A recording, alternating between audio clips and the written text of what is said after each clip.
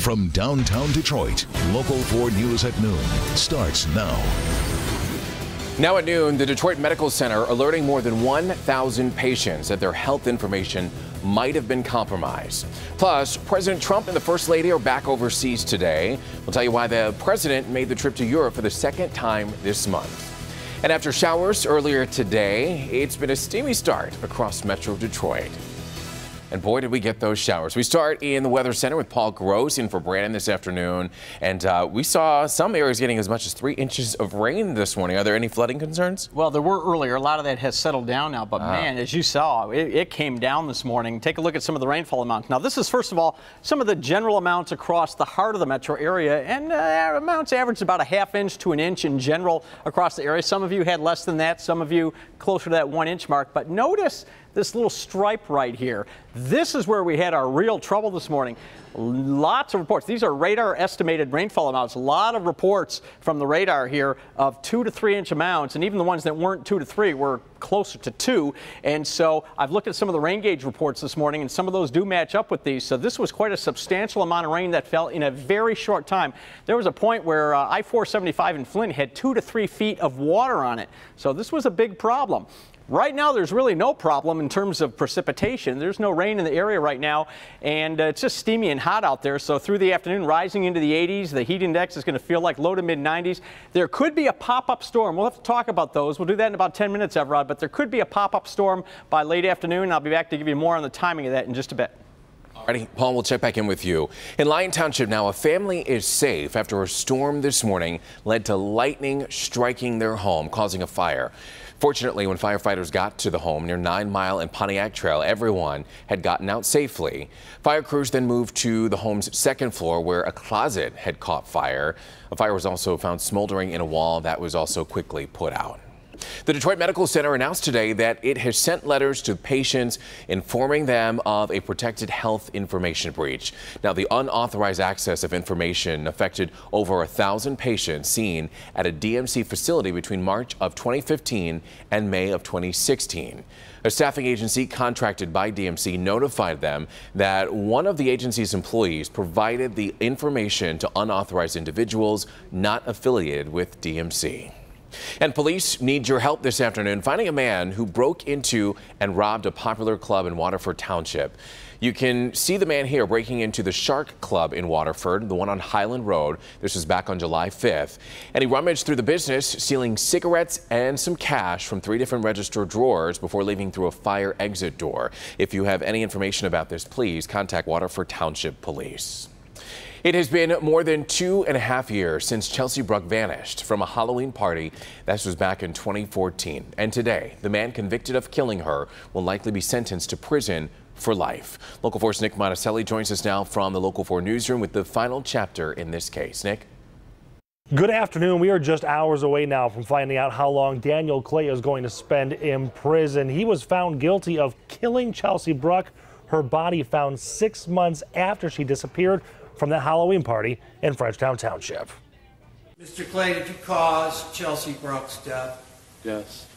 Did you intend to cause her death? No, I did not. Once police arrested Daniel Clay for the murder of Chelsea Bruck, he admitted to causing her death, but that was later, much later after she was killed. Bruck, who is 22 years old from Maybe, and Clay met at a Halloween party in Frenchtown Township in October of 2014. Clay said he accidentally killed her during rough, consensual sex in his car. So I didn't mean for her to die. Didn't mean for this to end like this. But prosecutors pointed out she was beat with a blunt object so bad she had a broken jaw. And she was found 10 miles away from the party near train tracks 6 months after she was killed. I then sat her down in one spot and started to grab some sticks and put them on top of her. The jury determined what happened was not an accident. We, the jury, find as follows. Count 1, first-degree murder, not guilty. There you can see huge relief from Chelsea's family when that guilty verdict was read. He was also found guilty of hiding her body. And today, the final chapter in this case, Clay's sentencing, when he'll find out how long he'll spend in prison. It's a huge emotional relief for everyone, I think, involved. Now, we are not allowed to live stream the video of the sentencing in court, but we will be monitoring it, of course, both in court and here in the newsroom. So we will let you know the moment something is decided. In the newsroom, Nick Monticelli, Local 4. All righty, Nick, thank you. U.S. prosecutors have announced that they have charged more than 400 people with taking part in healthcare fraud and opioid scams. Now, the fraud and scams totaled over $1 billion in false billing. Among those charged are 6 Michigan doctors accused of a scheme to prescribe unnecessary opioids. The allegations include claims that those charged billed healthcare insurance programs like Medicaid for unnecessary drugs that were never purchased or never given to the patients. A hearing is planned in federal court this afternoon over the planned deportation of more than 100 Iraqis. This week, Judge Mark Goldsmith ruled the federal courts have jurisdiction over those cases. Today, a federal judge will listen to arguments about putting all deportations on hold. And right now, they're scheduled for July 24th. Also, right now, President Donald Trump in Paris to celebrate Bastille Day there. He's also expected to discuss trade and climate change with the French president during their short visit. NBC's Kelly Kobiela reports from Paris. President Trump and the First Lady are back in Europe for the second time this month, touching down in Paris this morning ahead of the Bastille Day celebrations in Paris on Friday. The president treated to a lot of pomp and circumstance, starting with a big welcoming ceremony at the National Military Museum today, and then the military parade tomorrow along the Champs-Élysées, involving military from, of course, France and the United States soldiers marching alongside French soldiers. There's no greater honor that the French government could render upon us. So we really appreciate the invitation, and it's especially great that we'll have our own head of state here as well. In addition to all of this pageantry, a one-on-one meeting between President Trump and President Macron. The two first met in late May, sealing that relationship with a white-knuckled handshake. The two are political opposites, and they've clashed publicly, primarily on climate change. But we understand this meeting will involve things they have in common: the fight against global terrorism, the fight against ISIS, the conflict in Syria. They will be appearing together side by side for a press conference later today. An immense security operation is in place here in Paris. Some 11,000 police from around the country and members of the military here to secure the city on the one-year anniversary of the attacks in Nice. Kelly Kobiela, NBC News, Paris. Still ahead here on Local 4 News at noon, a woman finds herself a little too close to a black bear. We'll tell you about the mistake that she made that had the bear wandering into her neighborhood. Plus, she was fed up with drugs being sold on her street, so she took matters into her own hands. This mother is actually having a sign that's getting national attention. Details on that next. But first, investigators find the body of one of 4 missing young men on a Pennsylvania farm. We'll tell you what else they found on the property that led to an arrest in the case. Welcome back. Authorities have found the body of one of 4 missing young men buried on a Pennsylvania farm. Investigators were seen digging at this farm on Wednesday. The body found has been identified as 19-year-old Dean Finocchiaro. Police say Finocchiaro went missing on Friday. The same day, 22-year-old Mark Sturgis and 21-year-old Tom Meal also disappeared. 19-year-old Jimmy Tarpatrick also vanished last week. The 3 men have not been found just yet. I urge you to continue to help and honor their work by giving us your tips. And I have a new tip line information. The FBI has set up a tip line for us, and I hope to have this certainly on our social media. A person of interest is in custody right now with police. However, he has not been charged. A Florida mother says that she is fed up with drugs being sold in her neighborhood, so she has taken things into her own hands. According to Tammy Leggett, there's a lot of drugs being sold at the apartment complex across the street from where her family lives. Now, Leggett, who is a mom to this adorable 8-year-old girl, says that she's even found needles, and there you see evidence of it, needles laying on the ground near her home. She's fed up, she's afraid, so she made that sign right there, telling both dealers and buyers to stay away from parking by her house. Been over a year that I've been fighting this. There have been 75 phone calls, 911, and a non-emergency number since January that I have made. As long as we sit back and let them take over our neighborhoods, they're gonna. And she's just not going to let that happen. Like it says that while police do patrol the neighborhood regularly, they've even made several busts, the drug activity continues there, so hopefully this sign will have an effect. A California woman captured a black bear digging through her trash this week, and there you see it. The woman said that she was headed home from work when she saw that bear, and you can see the animal walks right on over to an open dumpster just outside of some apartments and starts digging around, likely looking for food, and that is a huge bear at that. The bear seems to find what it was looking for, pops down on the grass nearby and starts eating from the plastic bag that it took out of that dumpster.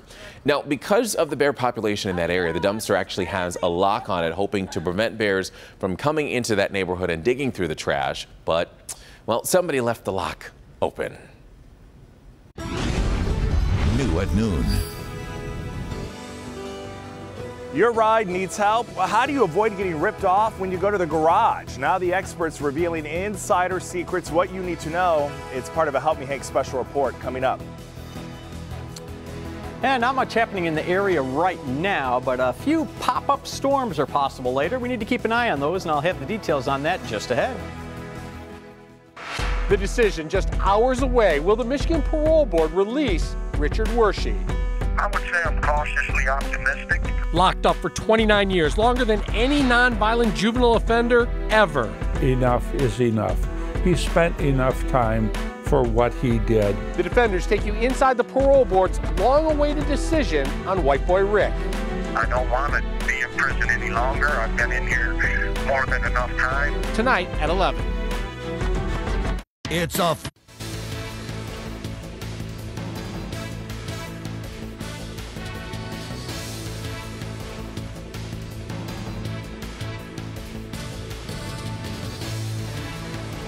Diamonds. All right, welcome back, everybody. Turning our attention to the forecast now. I think what stuck out to me the most about all the rain that we got this morning was the amount of lightning that accompanied it. It was quite an electrical storm for some people. A lot of people got rocked out of bed this morning. And take a look at this storm pin photo. This is spectacular. Now, this wasn't from this morning. I want to caution you. Out of full honesty, this is from a couple of days ago. But Michael in Clinton Township posted that. Look at that. What a shot that is. That is wonderful. So thanks for sending that in. And if you ever see damage or something spectacular like that, or even just a pretty rainbow or something, post it on Storm Pins. Just go download the app, and then you can, not only can we use them on the air here at Local 4, but you can go see everybody's photos. So it's just great stuff. Weather's never been more social. Temperatures right now are generally in the upper 70s, mid 70s in some spots. 80 degrees is the warm spot. Both 81 in Port Huron, 80 at City Airport. So everybody else is generally in the upper 70s. But that's not the only number we're watching. We're watching the dew point number. You see Ben and I talk about this all the time. The dew point is just a measure of moisture in the atmosphere. And basically the way to really understand this is the closer that the dew point is to the actual temperature, the more saturated the air is with moisture. So, you saw those temps right now are basically mid to upper 70s to near 80, and the dew points are in the 70s in most spots. So it is steamy out there. And by the way, since the temperature can never fall below the dew point, that's why it's been so warm at night, because these dew points at night in the 70s, you can't drop below that. So that's why we had such an uncomfortable sleeping night last night. All right, nothing going on in the area right now. So we're going to kind of watch the radar this afternoon, because when it's this humid, you never can rule out a pop-up storm, and we're not expecting severe weather, but when you explode a storm quickly in this type of humidity, you can get a torrential downpour and some lightning with that. So just be aware, watch the radar in our app this afternoon, and we'll certainly keep an eye on it here in the weather office as well. But again, we're not expecting severe weather, and as far as the satellite radar composite, you can see there's no big cluster of storms heading our way, so we're in pretty good shape.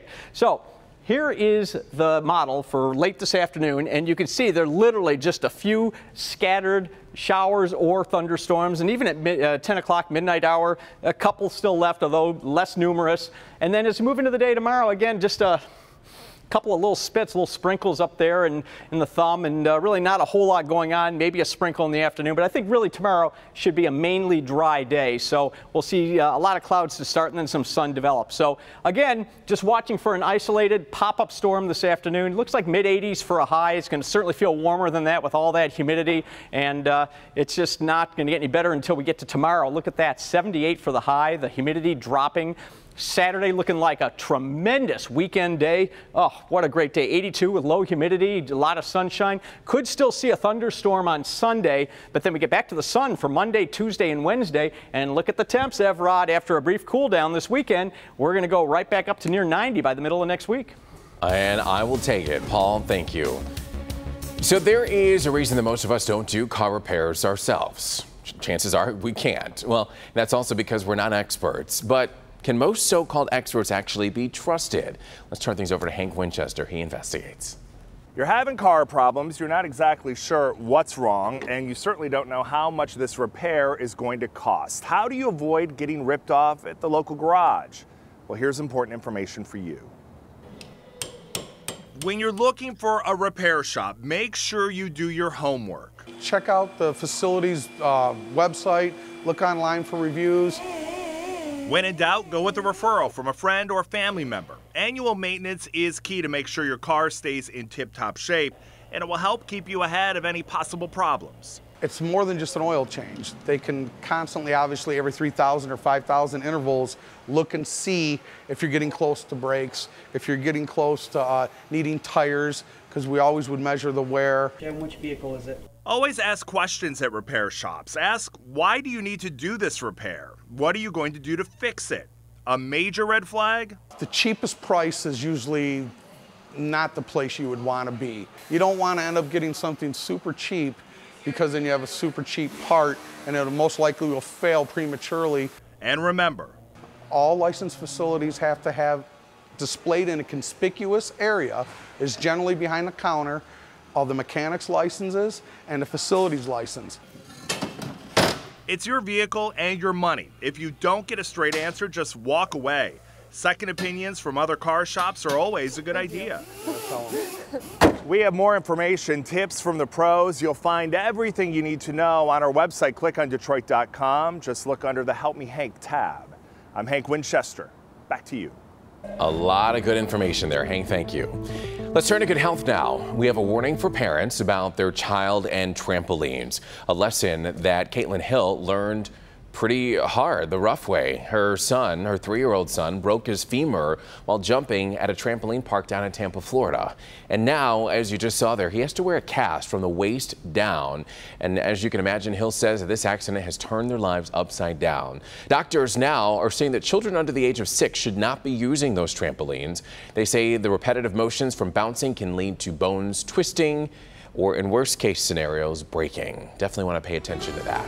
Still ahead, the Emmy nominations have just been revealed, and up next, we'll tell you what longtime NBC shows stole the spotlight with the most nominations. And before we go to break, Local 4's Vote for the Best is in high gear with more than 85,000 votes cast in the first week. So here are some of the top categories getting the most votes. Barber, that category is in a tight race for the top 5.